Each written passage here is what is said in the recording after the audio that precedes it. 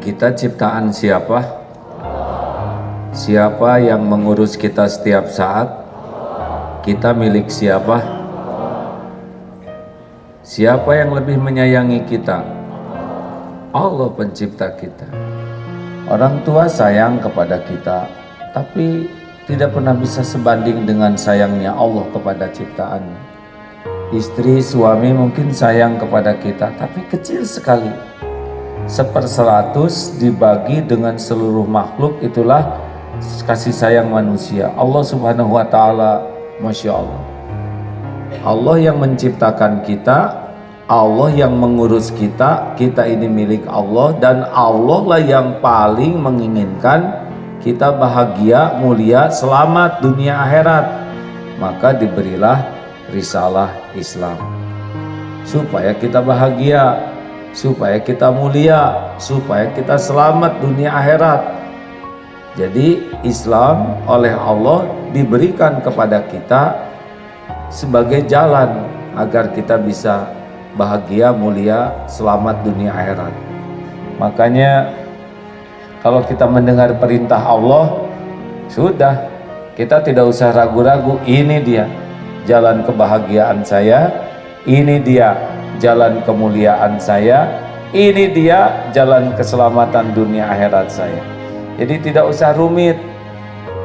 Kalau Allah melarang sesuatu, ini dia yang bikin saya tidak bahagia, ini dia yang bikin saya hina, ini dia yang bikin saya celaka. Gitu saja.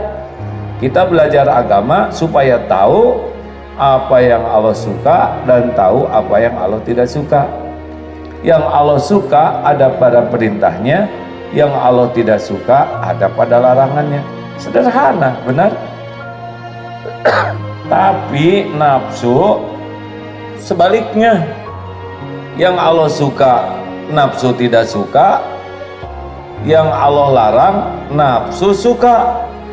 Celakanya kita lebih nurut kepada nafsu, jadilah sengsara, hina, celaka. Harus paham betul pola ini. Kalau sudah yakin begini, sebetulnya lebih sederhana. Cari tahu apa yang Allah suka, lakukan. Sing ikhlas, insya Allah jadi sendiri nanti bahagia. Oh, saya banyak persoalan. Sama, ya, sama. Banyakan mana? Persoalan situ, persoalan sini. Jawab. Persoalan itu kan bagian dari karunia. Manusia tidak ada persoalan, tidak ada nilainya. Yang bahaya bagi kita kan bukan persoalan hidup. Persoalan hidup tidak ada yang bahaya. Yang bahaya itu salah menyikapi persoalan. Masa ini diulang-ulang tiap pengajian nggak hafal-hafal? Ujian, soal ujian itu tidak ada yang bahaya. Orang tidak lulus ujian bukan karena soal, tapi karena salah jawabannya. Iya kan? Jadi ibu bapak, kita harus tahu persis bahwa nafsu itu berlawanan dengan apa yang Allah suka. Contoh, tadi malam nih, nafsu maunya kita tahajud atau tidur. Allah sukanya kita tahajud atau tidur. Mana yang diikutin? Jelas kan? Aneh. Nih, Allah sukanya kita baca Quran, nafsu sukanya kita baca WA. Banyakan mana ibu baca Quran, baca WA?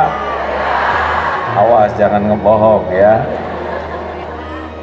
Jadi gimana bahagia? Punya uang 120.000, yang disukai Allah yang mana kita sedekah? Yang disukai nafsu yang mana? Sudah tahu, jadinya nanti yang mana yang disedekahin? Tetap 20.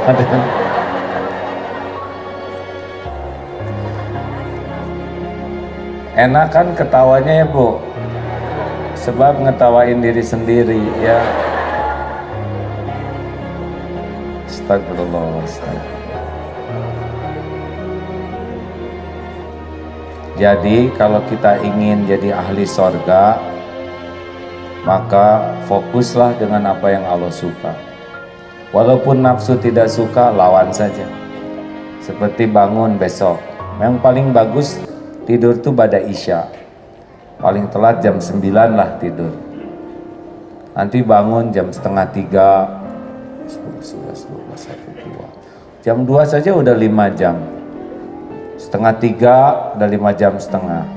Udah bangun, kalau bisa sih kalau pengen segar mandi dulu pakai air dingin, fresh, segar. Terus tahajud. Diberi nikmat, ada yang lebih nikmat dari tidur, justru nikmatnya munajat di sepertiga malam terakhir. Allah melihat kita tidur lebih awal. Kenapa tidur lebih awal? Supaya saya bisa tahajud. Allah dengar ucapan itu. Allah juga tahu hati kita mau tahajud. Maka jangan heran, walaupun bel kita, alarm kita nyalakan jam 3, jam 3 kurang 5 udah bangun. Celakanya ditipu, tunggu dulu sampai jarum panjangnya di angka 12. Sama kan tipuannya begitu? Saya kan berpengalaman sekali ketipu. Akhirnya bangun dah jam panjang 12 tapi jarum pendeknya angka 6. Celaka.